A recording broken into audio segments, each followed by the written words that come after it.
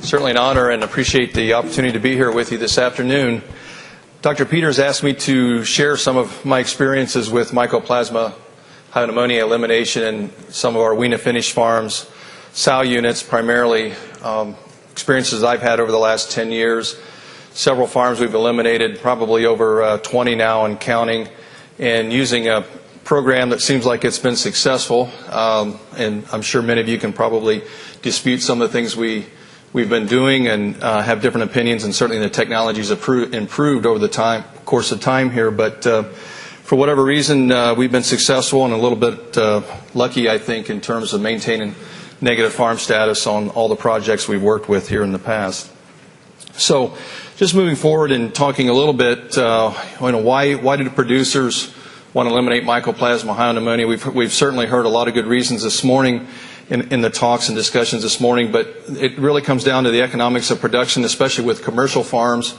And certainly genetic multipliers obviously have a more vested interest in eliminating Mycoplasma, but we've had several commercial farms that have had some interest because of mixing flows and want to combine several sow flows and fill finishing barns a little bit quicker. And so that necessitates trying to make sure everything's on the same health status. And certainly the economic impact of Mycoplasma, we've seen numbers a couple years ago of nearly $1 a head in the cost, and now about $3.50 a pig in terms of economic impact that Mycoplasma has on grow finish production. And so certainly we feel like a very good return on investment. Most of our projects we feel has a 4 to 5 month return in terms of the producer breaking even and getting their return back on that investment. So if we can maintain negative farms for at least the next couple of years, certainly a pretty good ROI for a production system. When we look at and try to evaluate how we're going to do that, first try to break down what our structure looks like, and we're going to do that internally. Try to do everything with the sites that we have internally within that sow system, or we need to rely on some external barns and facilities. And more importantly, are you going to be doing an off-site breeding project? Most of our projects tend to accumulate the gilt flows, the negative gilt flow production off-site. However, we tend not to do off-site breeding projects. They tend to dilute our labor a little bit. We've got to put people at risk from a biosecurity standpoint, and so we tend to just park those gilts off-site and then just try to flow them into the sow unit eventually. When are we going to do the elimination project? Some units, once they decide they're going to make that decision, it'll be as soon as possible. It may have a seasonal influence, and certainly gilt availability for both gilts internally in terms of the next 6 or 7 months worth of breeding cycle, as well as negative replacement gilts that you'll have to line up and get scheduled for somewhere around 8 to 9 months down the road. That will be your new negative gilt replacements. When we first try to evaluate whether we're walking into a new recently infected herd, an unstable herd, or whether we, from a commercial setting, a lot of times we will work with already a positive existing Mycoplasma herd, and they act a little bit differently in terms of what I think how quickly we can move through the project. Certainly our naive, unstable herds, we think we can infect the gilts a lot quicker and get more uniform exposure to all the downstream population much more quickly. In a stable population, we have to evaluate, have they been using vaccine or not, what percentage of the population is truly positive. It takes a little bit longer to evaluate. We certainly seen with Amanda's discussion a little bit earlier this morning that in trying to evaluate and assess truly on those live animals, what percent of the population is positive or not, it takes a little more involved technology to more quickly evaluate that. But we do get there, and we'll show you how we get that done. Frequency and location of the barns, vaccine that's in use is certainly important considerations, especially for those stable populations that we're trying to work with. So I use the herd closure and medication program, which is based on 4 principles. It's exposure of all the females to Mycoplasma, and that includes not just the sow unit, but also the downstream gilt flow. So you have to really figure out how many gilts you're going to have in terms of your replacements, and you want to front end load those gilts, and also want to have some gilts towards the end, a little bit heavier concentration on the younger gilt flow. at the end of the project. We've got to make sure we have enough gilts. We don't want to disrupt the breeding cycle too much. And then closure of the herd for at least 8 months. So you're going to have to anticipate 8 months. I don't know that we've been able to do it any quicker than that. I don't think this is a type of project you want to rush through. You've got a lot of invested. You've got a lot of people that are making things happen, pig movement, gilt flow. We've got to maintain a high level of biosecurity. So let's not rush it, and let's make sure that we get things well planned out ahead of time. And then whole herd vaccination is part of that program. And then lastly, whole herd medication towards the end of the project. We got about 4 weeks. We're going to heavily medicate the herd, and that includes both the sows and all the piglets on the farm at that time. So the first leg of that stool is evaluating exposure and closing the population. And so first thing you want to do is be able to get the cull sows out that immediately need to leave the herd. That'll create a little extra space in the sow site and allow some space for additional gilts to be put into placement there. And then certainly we've got to have a discussion with management about slowing down your cull rate. I think that's a given, much like a PRRS elimination project. We've got to try to keep many of the females around that we possibly can for the next 9 months or so. Loading the sow site with breeding age gilts, like to front end load that so that we have a number of gilts to breed on for probably the next 6 to 8 weeks. Usually most of those are about the same age, maybe a couple weeks of variation, but we really want to push as many animals into the sow unit as possible. And then when we're selecting replacements, got to be sure that we get all the birth lots located and we have plenty of gilt flow for anticipated replacement rate, although we're going to slow that replacement rate down for the next 9 months or so. We've got to make sure we have enough animals. And then usually on the bottom end, so those 8-week-old animals, we'll probably triple stack those. In other words, we'll probably keep an extra 3x or 3 times the amount that we would normally keep on the bottom end because we're going to have a little bit of gap in time between those blast positive animals and our first naive animals coming into the sow unit. And then as we've talked this morning, we want to move through exposure as quickly as possible. We want to be able to approve exposure within that whole population. Most of the time in a naive flow, it's going to move fairly rapidly, but in a stable sow herd, and then we've got to deal with the downstream GDU in terms of getting that exposure through those replacement animals. It does take a little more effort, takes a little more time. You know, we've got maternal antibody that interferes with that a little bit, so it slows that progress down. So really rapid herd exposure, mixing of the animals, knowing what their status is. We'll talk about that in a second. And then, you know, we've even turned animals loose in in the GDUs and just to roam the aisleways. If we've got some coughing animals, we'll put those in the aisleways to allow exposure with the rest of the population. And then sow herd medication, sometimes in naive herds, they'll react pretty violently sometimes to that organism floating around the herd, and so we'll manage that a little bit with some medication just to try to keep things from falling apart, just to help cool it down a little bit in terms of that exposure, during that exposure time period. I put just a side note when we're doing some of the tissue work, just got a little picture here of the spoon that we use for laryngeal swabbing, but it's really important when you're doing this technique to kind of know when the spoon is level or not. So there's a little bit of a handle on the other end of this speculum that's kind of nice to give you a reference of where the spoon is at. So when you're back there and you've got your head stuck up against the sow that's screaming and you're trying to collect a laryngeal swab or a large select age gilt, and you want to get in and grab that material as quickly as you can. So it's kind of nice to have a handle on the end of your speculum and know which way, a reference point of where the spoon's level at, so we can get a good sample. But just one of those things you learn along the way. So how do we verify exposure? Surveillance is an important part of that program, and we've talked a little bit about that this morning earlier in different ways, but I think frequency and intensity is important. We like to test about every 2 weeks, whether we're testing the GDU or testing the sow center. We like to make sure that we get more frequent data collected. We're really concerned about finding the negative animals. I'm not so concerned about the positives, obviously, but I want to know where the location, we've got any subpopulations of negative animals. We want to be able to map that out. So we're really in there trying to find the negatives. And we've got a little diagram that Dr. Jared Geiger has worked with us here in some of our recent projects, and just a simple Excel spreadsheet, basically taking a sow farm and this was from a 2,500 sow unit, and just breaking down the different sections in the rows, and then we went through and surveyed the farm every month and just did some sampling, and those red asterisks are key for finding the negative animals. And so when we're monitoring that from month to month or every 2 weeks, hopefully those number of red asterisks tends to disappear and quiet down over time. But just a simple tool to use, just so we don't have any subpopulations that are developing that we're not aware of. So just a nice handy instrument there to use for mapping what's going on in the sow unit. Again, enhancing exposure, we've learned some techniques about aerosolization and certainly inoculation with lung homogenate. I've not done much of that technique in the past.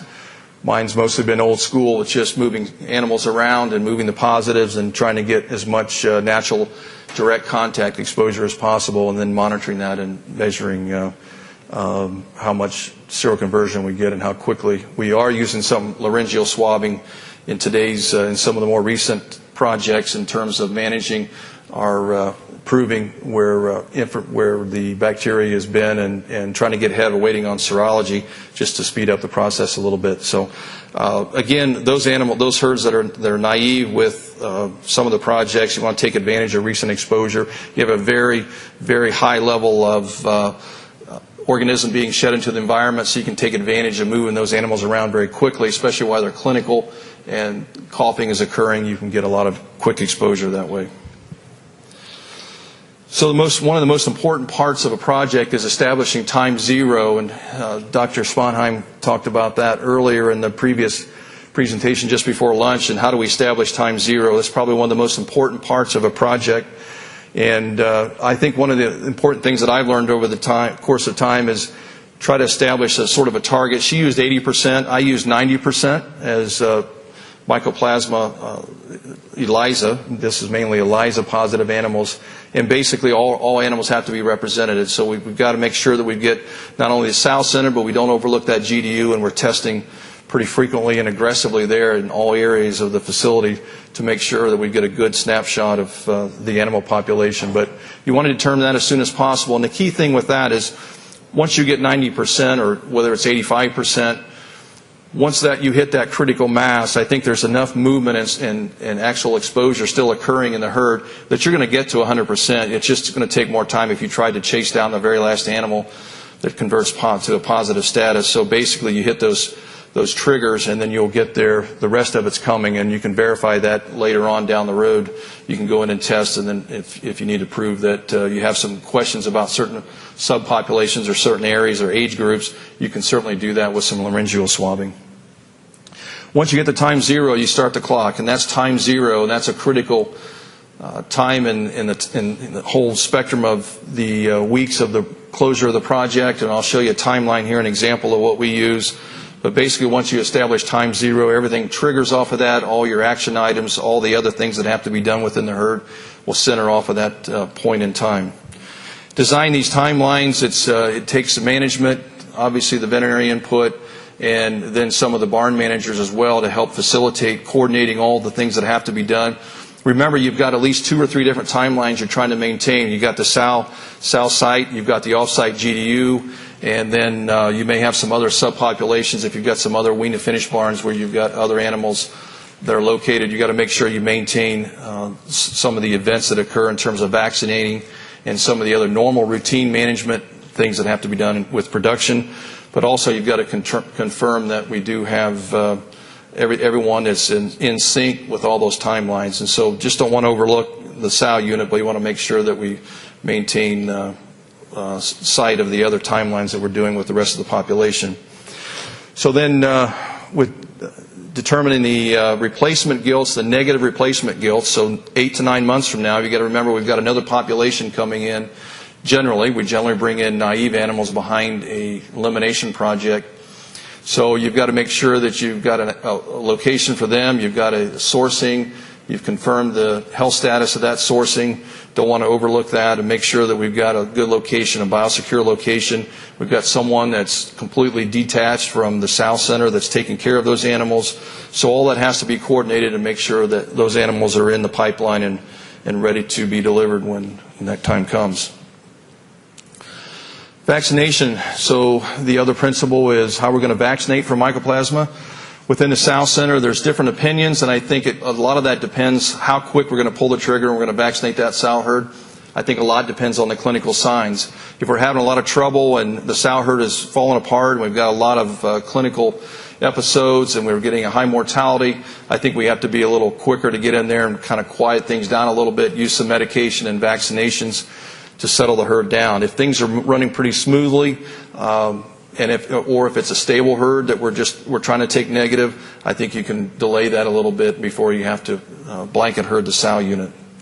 What type of vaccine you use and really the product, I think, is probably best left for you to decide.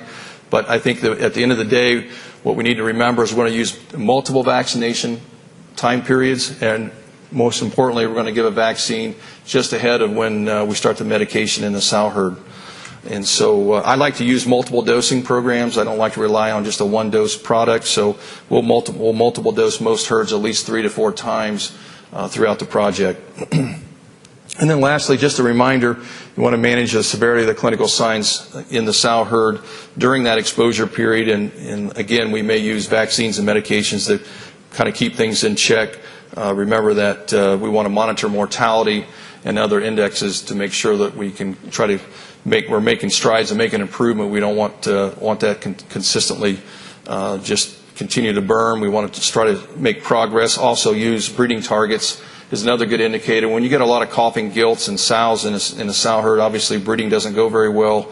So you get a lot of pushback sometimes from management in terms of interceding a little quicker and stabilizing the sow herd.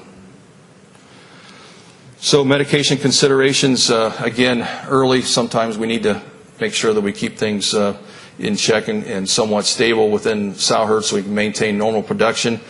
But late in the final weeks of closure, just a reminder that we're going to medicate the last 4 weeks typically, the sow herd and all animals on the farm. So that includes every last baby pig, all off-feed animals, and obviously all the sows and all the positive animals that are in the GDU. So don't forget about the GDU if it's off-site.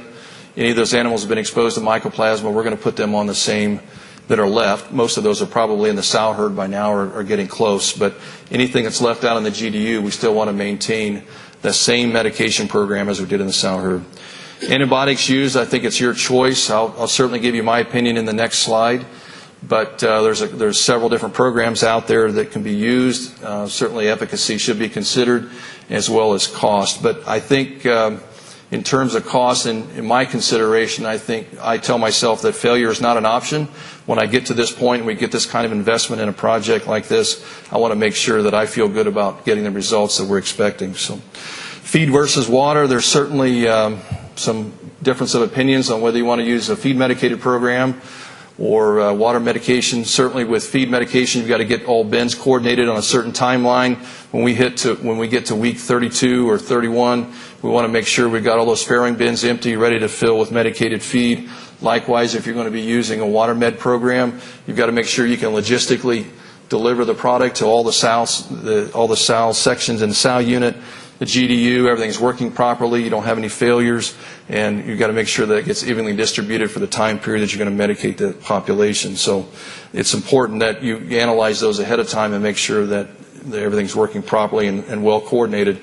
And then finally, in the injectables, I think it goes without saying we're going to certainly inject all the piglets, but don't forget about all the off-feed sows. If we've got sows that are off-feed for more than a day, we've got to get those treated as well because we don't want to miss any strides there in terms of our medication program. So here's the program that I use. It's a Draxin and Pulmotil, so it's Draxin to the baby pigs and Pulmotil in the sow feed.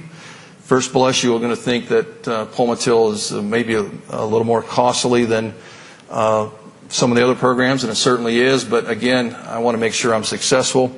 With the piglets, we're injecting all piglets within 24 hours of age. I think that's an absolute must, no exceptions. And then we also set a 10-day time period again for repeating the second treatment. So all pigs are treated within 24 hours of age and day 10. Sometimes we'll drift to day 11, but I think you've got to trust the staff and the farm crew. I think it's important to say that you've got to work with that farm crew and be confident that they're going to make themselves committed to the program, and you've got that worked out ahead of time. Again, we can't find out that we get a week or so into the program, and we've got some people that misinterpreted the time period for treatment, or they decided they weren't going to treat over the weekend. Those thoughts are just unacceptable, and it'll make the program fail and certainly create some risk level. I like Draxxin because it's syringeable, and just the efficacy and for the target bacteria that we're trying to treat here, and just the duration of activity, I think makes it easy to use. For feed, Palmitil has been the product of choice for all my eliminations. Maybe just luck, but it seems like we've been successful using the product and seem to have a pretty good program to support that. And today, now you can use Palmitil AC as certainly an option without having to deal with the issues of the feed. But again, you've got to make sure that you get comfortable distribution throughout the system with water medication. And just some charts to point out what makes me help support this in terms of being more comfortable with Palmitil. When I look at the distribution and the MICs and the distribution of Palmitil, we've certainly, again, the white blood cells get good distribution, good MICs, well above that that's needed for controlling mycoplasma. And then also multiple areas in the body, we get good distribution of Palmitil to be efficacious for eliminating the organism. So just some short data there on the efficacy of the product and the antibiotic. Sow and piglet levels for those nursing piglets, their serum Palmitil levels reach that of the sow that they're nursing from. So certainly a good transfer from sow to piglet. Not only does it work well against mycoplasma, but if you've got some other secondary bacteria that Palmitil is efficacious for, you can certainly pick that up as an added benefit. Here's an example of a timeline that we recently used in a project, and I think it's important you've got your calendar week on to the left here and then the project week on the right, so it gives everybody a good frame of reference so we're not confused by which week we're talking about. We've got project week and calendar week. Most importantly, we start time 0 here, and then we just work through several events and action items that have to be done on the farm and also the GDU at that time. We've got in a couple pulsings here of just CTC that, if necessary, whether it be a part of the quarterly program or we just need that for added control if the sow herd, if it's a naive sow herd especially, that gets carried away and too clinical. We've been tracking, and we can track some of our GDU and sow herd exposure, percent positive ELISAs on each of those different populations, so we just track that over time. Most importantly, when we get down here 2 weeks ahead of when we're going to mass medicate, we want to make sure we give that final booster of mycoplasma vaccine to the sow herd. And then in yellow here, we've got our 3 to 4 weeks of medication program and the timeline of events that occurs. Another key aspect of this is they try to maintain a 18-day weaning age cap on all piglets. We strictly adhere to a modified McRebel, so we're only moving pigs within 24 hours after they've been treated with Draxxin. And most importantly, want to make sure that we keep pigs within a room, confined within a room. We're not moving pigs between room to room, and it's an all-in, all-out pig movement. So how do we make sure that we're negative, and we've got to follow this through for a little while? So just because we get to the point where we think we're producing negative pigs, we can't say we're negative yet. You've probably got another 6 months or better of monitoring the downstream pig flow to make sure that we're maintaining a negative status. And we utilize sentinels, negative gilts in the sow herd. So now we've brought some of our first negative gilts into the sow herd. We'll usually tag those differently, and we'll start to monitor those every 2 weeks or every month when we're in there trying to do some testing, and we'll follow those through for a period of time. Certainly want to observe for clinical signs of mycoplasma. Coughing, we know, is probably the most strongest indicator of that, and is probably the one that will give you the most information early on when you think you might have a population or a wean to finish barn that might be transitioning in with some exposure. Cough will be one of the first things that you'll pick up on. Certainly diagnostics in our downstream flow of any sick or dead pigs. Want to make sure we send those in. Monitor pigs that are in the sick pen or the hospital pens. Those are good candidates. And certainly with serology and laryngeal swabbing, we've got some better techniques today to monitor for presence of the organism. Don't want to forget about necropsy. Is always a valuable tool whenever you have the opportunity, whether it be in the sow unit or the finishing barns. Time, it takes time. Again, it's probably going to be 6 to 7 months before you can really feel good about whether the flow is negative or not. And most importantly, when you get to those oldest pigs that you're starting to market, you'll have a pretty good idea at that point. You can certainly use serology. But remember, Mycoplasma is a slow-growing organism, so you can't get too comfortable in those younger populations. You really got to wait until you're starting to market some of the older animals and can feel good that those are remaining negative. So, project successful. Well, we hope so, and certainly with everything applied, and if everyone follows the rules, we think we'll get there and can count on our negative status. But I have a list of non-negotiables that I'd like to share with you that I think are really musts for making a project successful. Again, it's day 0. We establish that with about 90% positive in our serology with ELISA testing to make sure that we've got most of that population positive and exposed now. Modified McRebel, I think that goes without saying. Certainly those of you who've been involved with PRRS elimination projects will understand that it's really, we've got to adhere to that, and certainly the staff and most of the units have got to understand what that means and outline the rules, strict rules. No pig movement between rooms and all in, all out. Certainly a must with Mycoplasma. Timing of the piglet injections, less than 24 hours of age, and also day 10. And then an 18-day wean age cap is, I think, is a must, no exceptions. And I think with that, we can certainly feel pretty good about being successful with most of the eliminations. So with that, I'll close. Thank you, and a special thanks to all those that have helped along the way and contributed their information and resources. So.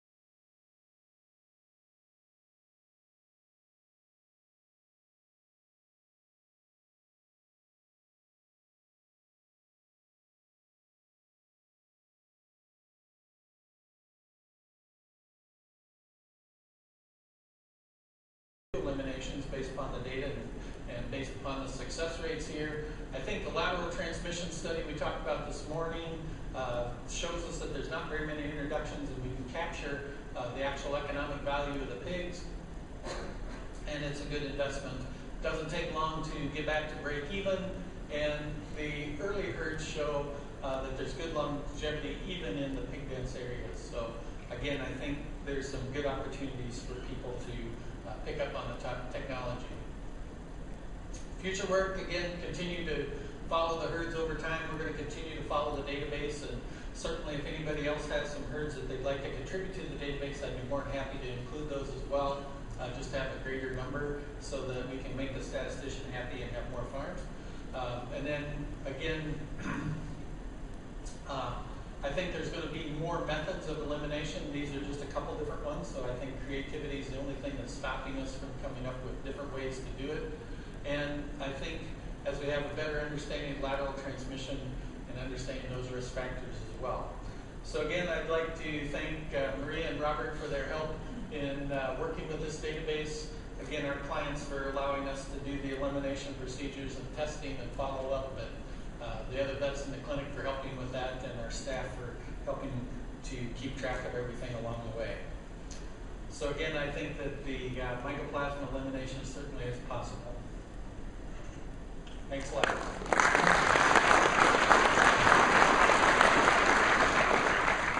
Thank you, Paul. Questions from the audience? Team? Well, thanks for that presentation. Always great information. I have a question. Has anybody ever done? Oh, thank you. Question. Have you come across anybody who's done sort of a combination of the two, that is, try to extend the downtime as long as possible, but then use the medication and go a bit early? I think we used to do these faster fairly successfully, and I think when thinking now with what we know now, it seems like maybe that's what we were doing, was just increasing our odds of success by getting further along the downtime. And then when it comes to the failure, it's part two. When it comes to the failure of the medication program, what does your intuition tell you about the importance of just attention to detail on dosing the herd when it comes to those who are successful versus those who fail? Yeah, the answer to the first question, and I did not include those into this data set, is yes, we have done some that are hybrid of the where we go through and do the whole herd injection. There's been some done, I know, at about 150 days. There's been some done at a little longer than that, but and I'm sure either maybe even a little bit shorter than that. But they've had a good level of success too. I think if you can put some closure in front of that, you increase your odds versus just what I have here is where we went into the farm and we just chose next week we're going to inject those sows. And a couple of them, the first couple we did were acute outbreaks, and so we went into the acute outbreak and said we're going to inject the sows tomorrow because we want to protect the neighboring herds. And so that's what we're looking at here. But yes, there are hybrids, and I think the hybrids can be very successful. So I think that's a good another. Like I said, there's going to be more ways to do it. I didn't include those because there's even less of those farms, and so. But no, I think that's a good way that can be done. And then to your second question. Importance of attention to detail. Oh, the attention to detail on the medication, yeah. What we've done in these is we've gone out and we've actually done the flank measurement on the sows so that we get the dose right. We paint the dose on the sows. And so I'm not sure that it's a function of not getting the injections done well. I think it may be a function of the exposure and the load. And we just get unlucky. One more question is just, has anybody ever just done the downtime with no medication? I think we had something like that happen in the economic downturn in Canada where the accountants who said you can't get any more replacements stopped replacements.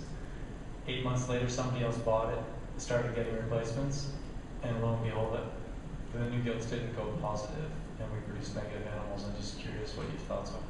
Correct. Absolutely.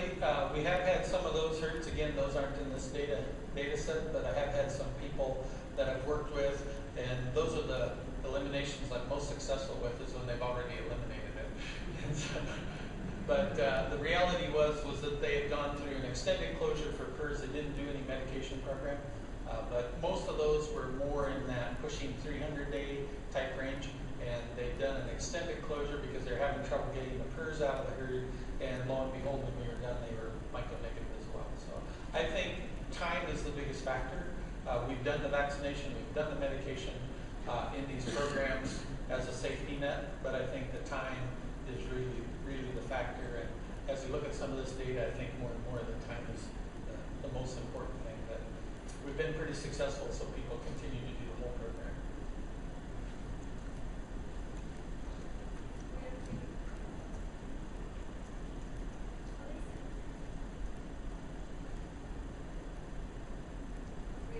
Nice presentation, Dr. Yaski. I apologize if I missed it, but specific probably to your farms and then the herd closure method, did you do in the farms that you determined were a failure, did you do any type of genetic analysis to determine if that was a kind of true elimination failure or a new introduction?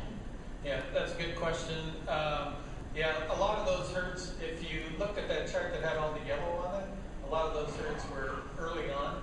And so that was before we really had the technology of how to compare the isolates.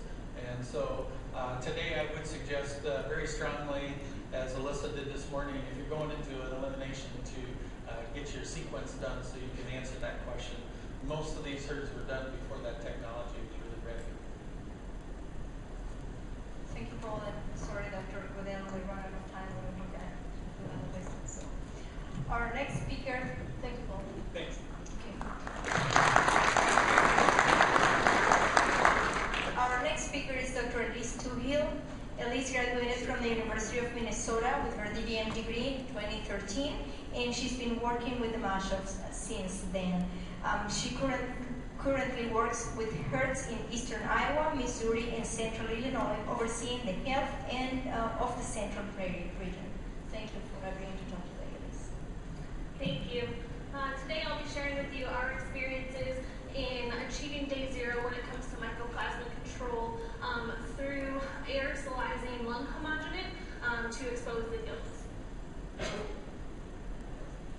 A few years ago, within our system, our multiplication actually destabilized from a mycoplasma standpoint. So we decided over the last few years that we can no longer live with mycoplasma like we had been historically. So throughout our entire system, over the last year to 2 years, we have had some form of mycoplasma control or elimination process in place on all our sows throughout our system. Within the region that I work with, we decided to pursue eliminations on all 16 farms or about 55,000 sows in the region that I work with. We decided to pursue the 35-week or 240-day closure, as has been discussed in detail throughout today. And as you've heard in many of the presentations today, really one of the most critical components of this closure is determining or making sure that all of your incoming gilts along with your sow herd are positive at the start of day zero or whenever you start that clock. So for our region, that meant we had somewhere around 10 to 15,000 gilts to find a way to make positive. And then we had a lot more gilts throughout the system as well to make positive.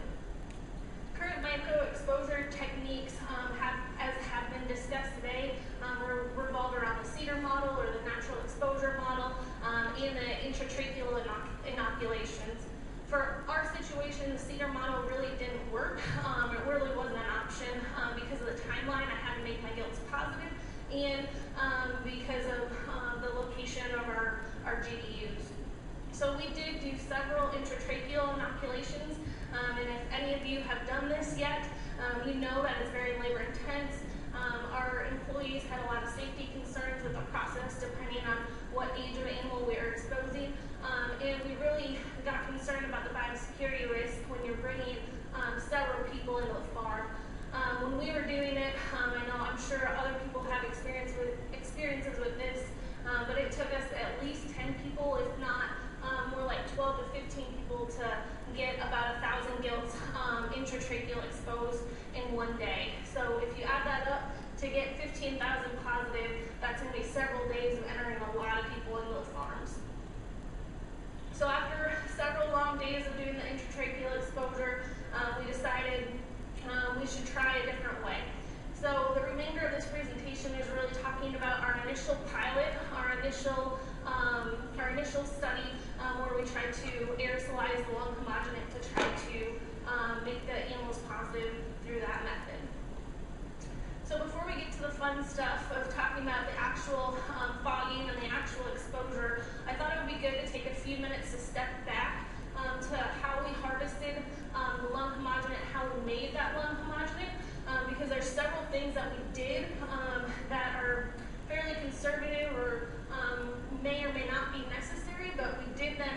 to really increase the likelihood that we had as much bacteria as possible in that sample when we went to aerosolize it, knowing that our likelihood of getting all of that homogenate into the pig was going to be a lot lower. So we started out by identifying clinical animals, and we found over the course of doing this several times that we found that we were able to get the most consolidation if we waited at least 4 to 5, if not 6 weeks past our known exposure. So sometimes we even did this on animals that we had exposed by the intratracheal method, and then we waited 6 weeks to get or just to harvest those as donor animals. We did use an antibiotic prior to the collection to make sure we minimize the likelihood of bringing any other bugs or bacteria along with the sample.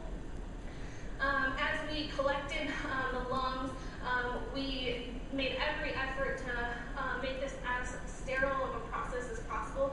I know I shouldn't even probably be using the word sterile when we're collecting these in a pig barn, but we took several steps, like pulling the pigs out of the airspace or out of the main airspace into like a chute or an office area prior to euthanization, euthanizing them one animal at a time. We used multiple gloves, multiple knives to open the animal up, to remove the pluck, and we also used disposable tin trays and cellophane to place the pluck in and to cover it up prior to going to the office to actually collect the samples. We discarded any animals that had any gross pathology other than consolidation, again to minimize any other bugs we brought along with it. And we only collected sections of consolidated lung tissue to increase the likelihood that we had a very concentrated sample. We submitted those a small sample to the lab to make sure we had they were positive by Mycoplasma and negative for PRRS. We did not pursue any other testing due to constraints in our system, but I would definitely encourage you to consider that if you were to do this. So then one unique thing that we did is we actually stored the samples and the homogenate once it was further processed in a deep freezer. So we have a minus 30 degrees Celsius freezer that we have access to. We actually added dry ice to that as well. So it gets closer to minus 80. We did this again to increase the likelihood of having a lot of samples. We did keep our sections or our chunks of lung froze for at least 2 days prior to the further processing, prior to blending it up, with the theory that freezing would help the bacteria detach from the epithelium and be more concentrated in the actual lung that would end up in the final sample. So then when we further processed it, we homogenized the lungs with a regular Ninja blender that many of you use now. We did use the freeze broth, which is supposed to help enhance Mycoplasma survivability, and targeted 60% tissue to 40% broth in our final volume. We found that straining the homogenate through pantyhose was the best way to get the epithelium and the cartilage out of the sample and to only have lung left over and to not get caught up in the blender. So then we stored the tubes until the time of the exposure. To give you guys some perspective on how much this makes, we get typically about 15 tubes of 30 to 40 mils in each tube per 100-pound donor. But that really depends on the amount of consolidation that pig had. So the actual barn that we did the aerosol exposure in, I want to take a few minutes to describe it because with this first pilot, this is a very unique barn to our system, but it has a very small airspace. So we thought, compared to the other barns in our system, so we thought that this would be, if it's going to work, this is the barn it's going to work in. So it's actually an old hot nursery, as you guys think of a plastic floor hot nursery that was converted to a wean-to-market barn. So it has shallow pits, it has a really shallow ceiling, and it's very, it's just very small compared to the other things that we use. There's also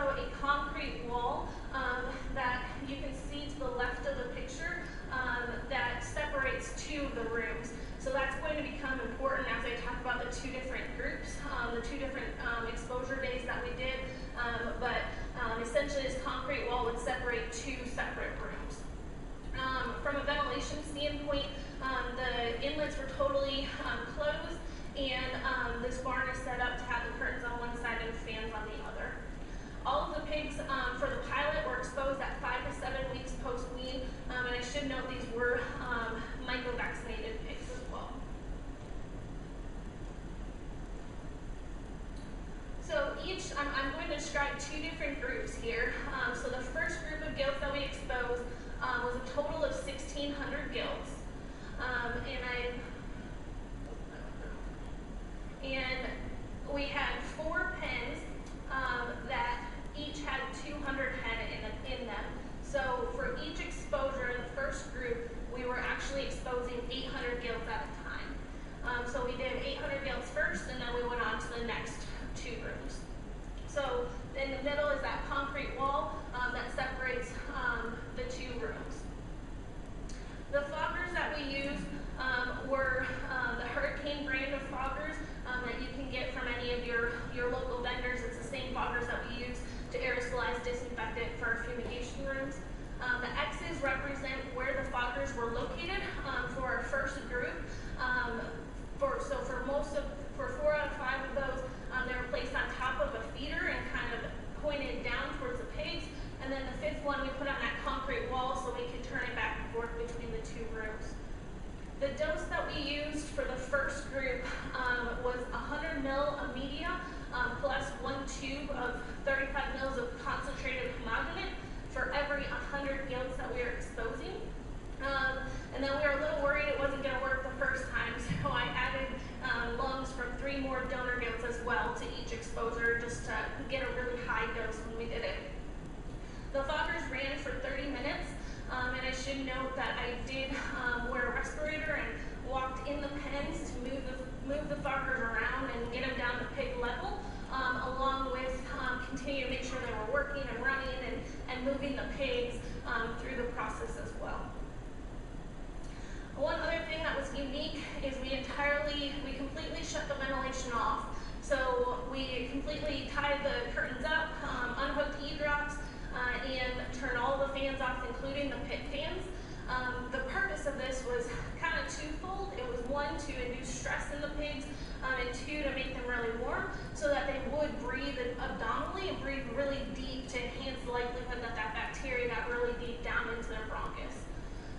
So we kept the ventilation completely shut off for the entire fogging period, plus an additional 15 or 30 minutes, really as long as the pigs would let us. We did monitor ventilation the entire time and monitor for heat stress. So in this age of a gilt, we could typically keep the ventilation shut off when we started around 70 to 75 degrees and we got as high as 85 degrees. We could keep it shut off for about an hour before the pigs were exhibiting signs of heat stress that made us worry that we were going to push it too far.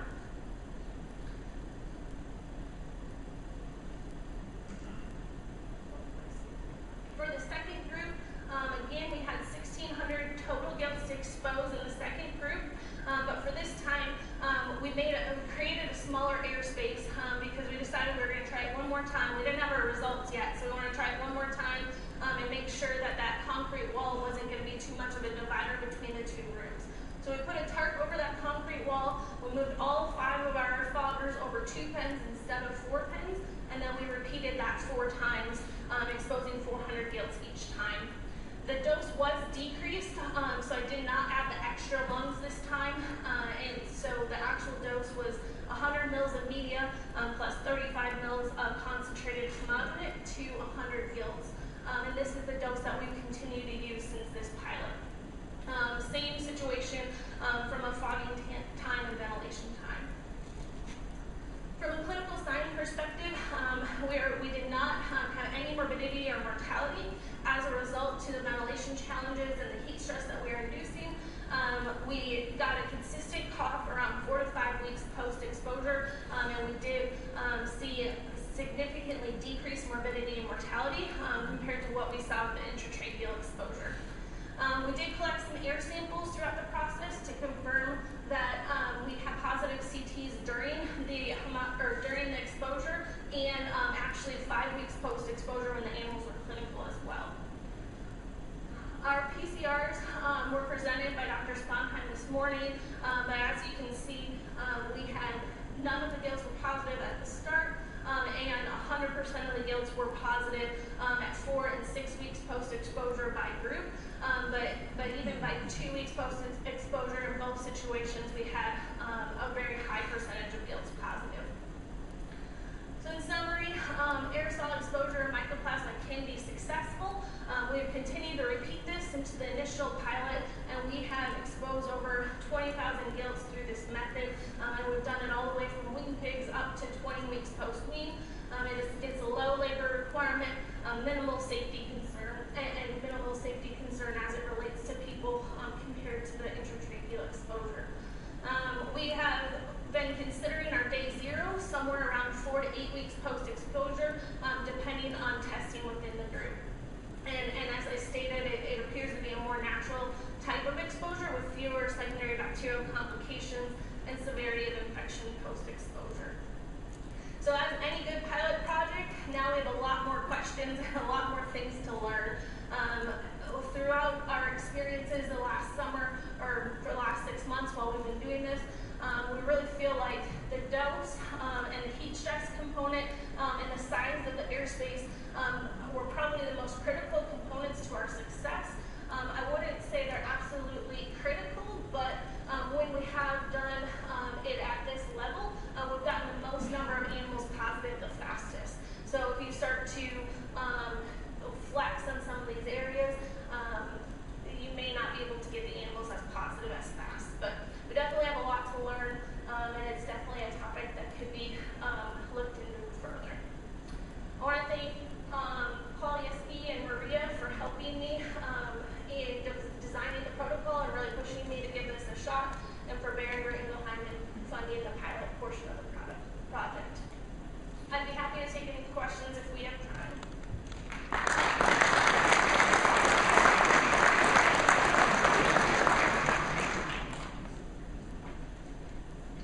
We are running out of time, so if I don't have any questions, so I can just move on. Thank you very much, Liz. It was very good.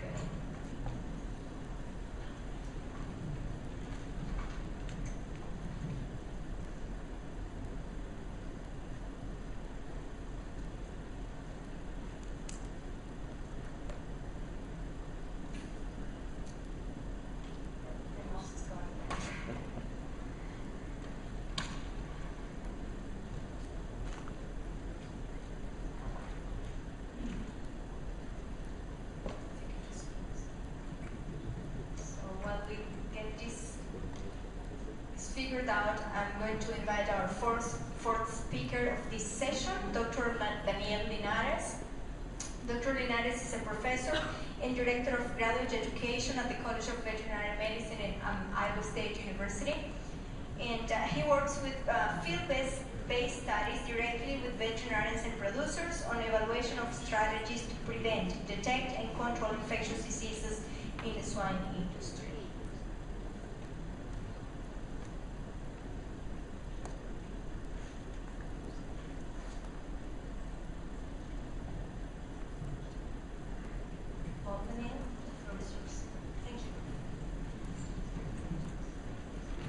Thank you, Maria.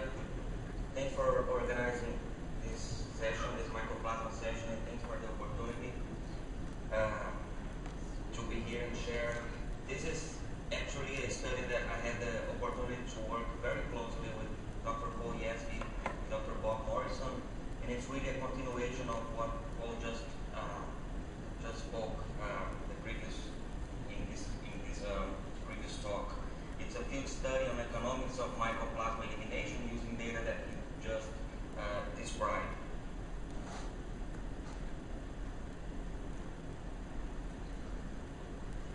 Talking about Bob, just one slide. Just would like to say one more time here.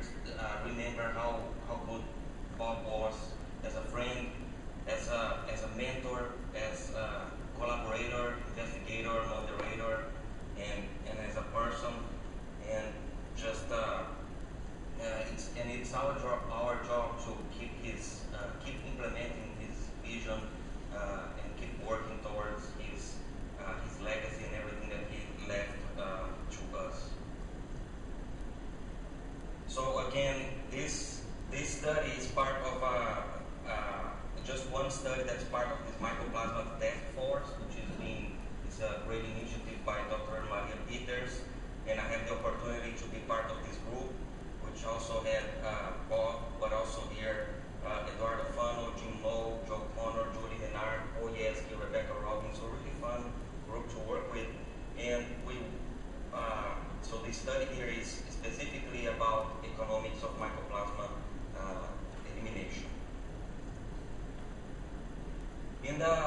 table spreads here that I'll be presenting, I'll be referring to MH, to Mycoplasma hyopneumoniae MH, just to keep it simple. And of course, the big motivation for this particular study is the economic impact of Mycoplasma in the downstream flow. And just as there are many references out there, just pick one here where Dr. Mark Schwartz presented in Leman a couple years ago, where he described an economic impact of around 250 to 285 per pig in his system. And it's pretty much based on slower growth, but also increased mortality and some impact of feed efficiency, and also some increase in vet costs, such as vaccinations and drugs. We're not going to talk about all the control methods here, just to highlight that there are many different ways and methods and strategies to control Mycoplasma infection in production systems, and not only control but also elimination. And I'd like to highlight here one peer-reviewed publication on JSHEP in 2005 that talks about, summarizes the methods to not only control but also to eliminate Mycoplasma. And we've heard from Paul and others earlier in this session. Right, and so to eliminate Mycoplasma, there are different methods, and based on that review, herd closure with strategic medication and whole herd medication are the most common methods in the U.S., and which means that there is data available, right, and which allows us to do this kind of work that we're going to talk about. And in that publication, they also get per method here what it takes in terms of production, time lost, negative replacement yields needed, herd vaccination, so on and so forth. So really a nice work that was done and available on the JSHEP website. The objective here again was to develop a whole herd or Farrow-to-finish economic model to determine the payback period and the economic value of projects to eliminate Mycoplasma from the breeding herds. And we compared specifically two programs that Paul just talked about, those same programs, the herd closure, which also involves medication and immunization. And from here on, we're referring just as herd closure to simplify, but there is some medication involved too. And the whole herd medication, which is a mass medication with no herd closure. So going forward here, I'll be referring as herd closure, the herd closure program, and the medication program. How did we do it? So we developed a partial budget model, and with that, return over investment, and we used the data that from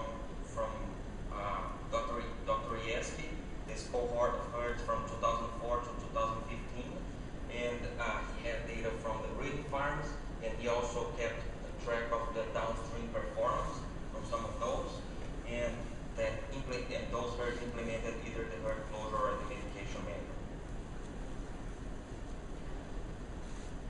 We'll talk with more details, but to summarize here, herds were considered negative for the purpose of this study here when there were that there was no Mycoplasma-like clinical signs for at least a year after the program, and also, as he explained, there were some periodic serologic and diagnostic testing.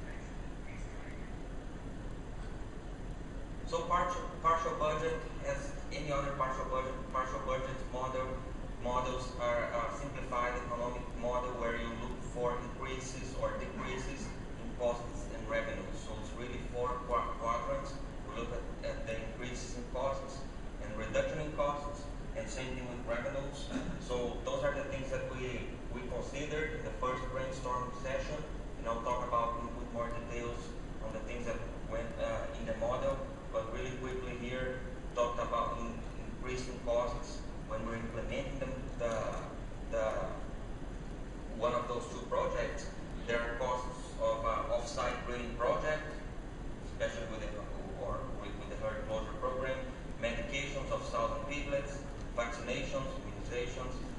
some productivity impact due to disruption of breeding flow, and diagnostic monitoring to confirm negative. Reduction in costs, and after the program has been successful, there is a potential reduced use of antibiotic usage and also mycoplasma vaccination. And in terms of increasing revenues, or a lot of benefits come from following the project is reduced mortality and improved average daily gain, which translates, of course, on more pigs per batch or more pigs per space per year. So here is the table that Paul just talked about. It was when we run these models, he had 70 herds in the program, in the data set, 50 with the herd closure program, 20 with the medication program, and so about almost here 200,000 sows in the program of herds, about 2,700 sows. And key points here, the success rate for the herd closure program was 86%, and for the medication program was 58%. Just now I realized that you don't see my mouse. Let me use this. Sorry. So, and the cost per sow was $22 per sow for the herd closure program and $37 for the medication program. Most of these $22 come from yield space, to about $9 per sow, and $13 per sow for vet costs for drugs and vaccines. And for the mass medication program, it's heavier because there is a lot of expenses with drugs for sows in the day 1 and 14, and some 4 weeks later, for 5 weeks, we have medication of sows and piglets. It's about $37 per sow altogether.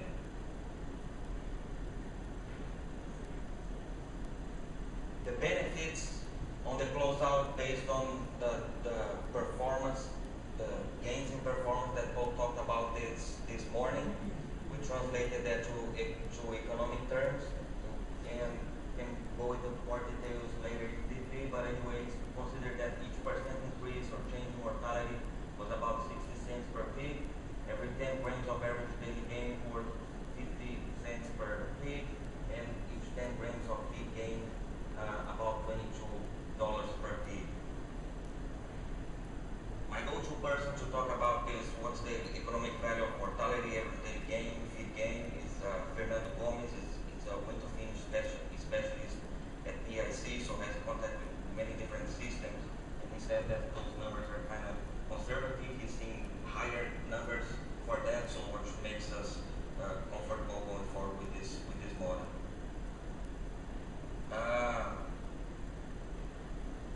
And what Paul really observed was a change in those flows. The mycoplasma positive versus negative was a difference of 36 grams of average daily gain, 0.8% reduction in mortality when herds go negative, and some improvement in feed gain, and also some savings with antimicrobials and vaccination. Right? And those numbers are also consistent with the literature. Sometimes in the conservative end, there are some either field-based studies or studies in research and controlled conditions where you see numbers much higher than these, up to 80 grams in the literature or 100 grams. So again, we consider those estimates to be in the conservative side. So talking about the outcomes, how did we calculate that? Payback period, pretty simple. How much did it cost to implement the program, and what was the estimated net cash flow?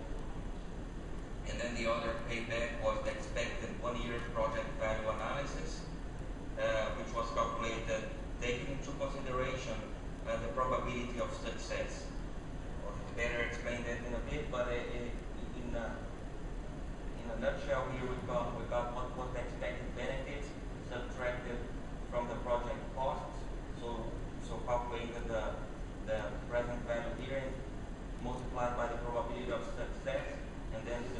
for failure. So that gives us in the long run how much do we estimate that the project will return.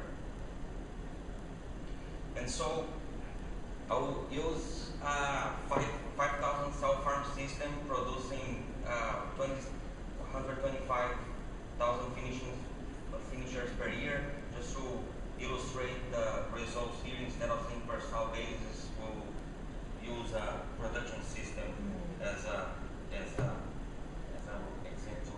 to run the examples. So total cost to eliminate mycoplasma in that herd would be about 110,000 using the herd closure program.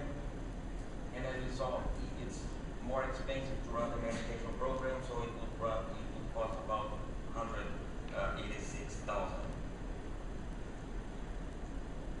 The economic benefit, right? So remember, those are estimates from field experiences that Paul recorded over the years. This is what those mean in economic terms, and this is the annual production system economic benefit.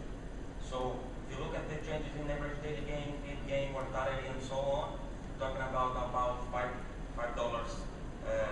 per pig, or in that 5,000 cell system with zero flow, 623,000 per year.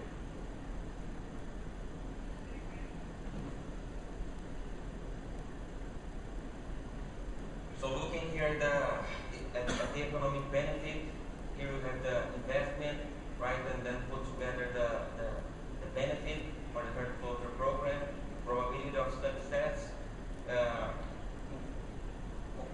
Considering this probability of success, we'll have in the long run a project value of about 425,000, and or only, as both said, it's really quick. The months to pay back, it's short, so 3 months. And the medication program, because it's more expensive and with a smaller chance of success, the payback is still there, but it takes longer. So both programs are interesting, but of course the herd closure program, as highlighted before, is economically more attractive. Just the same data as just showed in the table, just showing here in an illustration. If it helps to understand, great. If not, just go back to the table. So at the beginning of the program, you don't know what's going to happen, if you're going to succeed or you're going to fail, but you know that what's going to take in economic terms to implement the project. We talked about 111,000 for the 5,000 cell farm, right? And you have two possible ways here. You're 86% likely to succeed, and then you would collect this benefit, and the difference between those two is 500 some. If you apply 86%, it's in the long run you expect to have 441,000 in economic benefit. And if you fail, that's what you get. And then so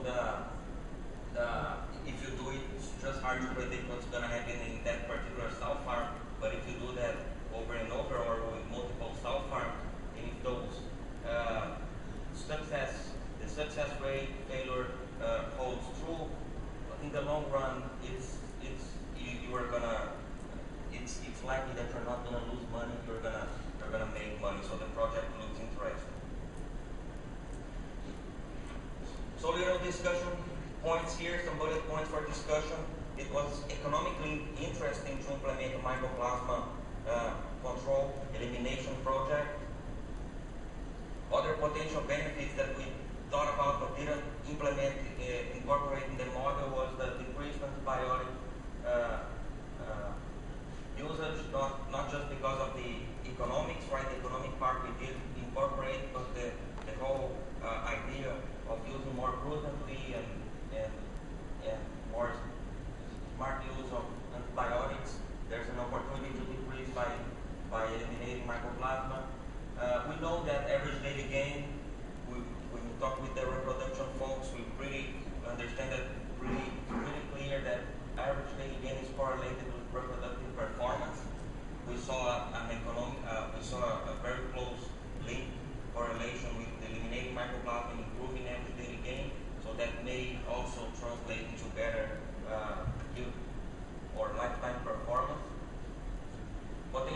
RGPU space for inflammation as they are growing faster and dying less, and better pig well-being and some labor savings.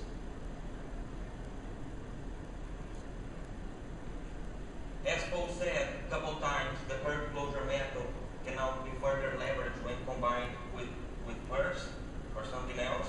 And as we said before, just highlighting here again, that the payback period for herd closure was some 8 months better than in the medication program, and that's due to two things: the lower cost to implement and the better or higher success rate. All we did here was based on those tables, those models. Of course, that if you think that that mortality is too high or that average daily gain is different, is too low or too high, you can always update those models with numbers that better represent numbers from your system. So we are open to further discuss in case you think that's useful. And as a take home here, as a summary, based on the conditions of this study with the estimates that we showed and described, a project to eliminate Mycoplasma is economically interesting with payback time in months. So it's really hard to lose money with the Mycoplasma elimination project, even if you didn't truly eliminate.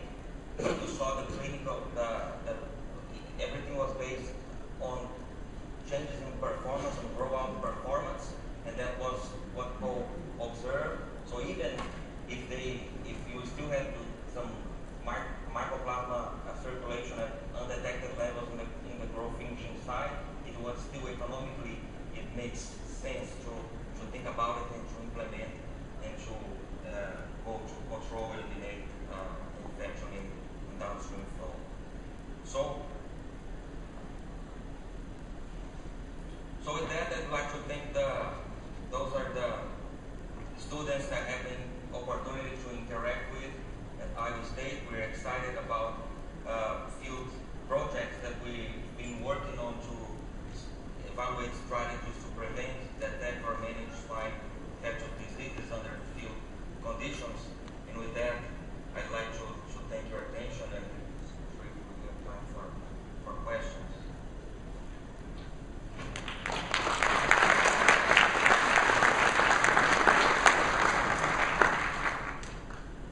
Thanks everyone for sticking even over time. Is there any pressing question that we have for Daniel right now? Daniel, real quick, would this model be available if anyone had a different set of data and they wanted to use it? Yes. Yes, the model is available to, if you want to plug your own numbers, we'll be happy to do that. Thank you very much. And thanks everyone for attending this session. Give it a break.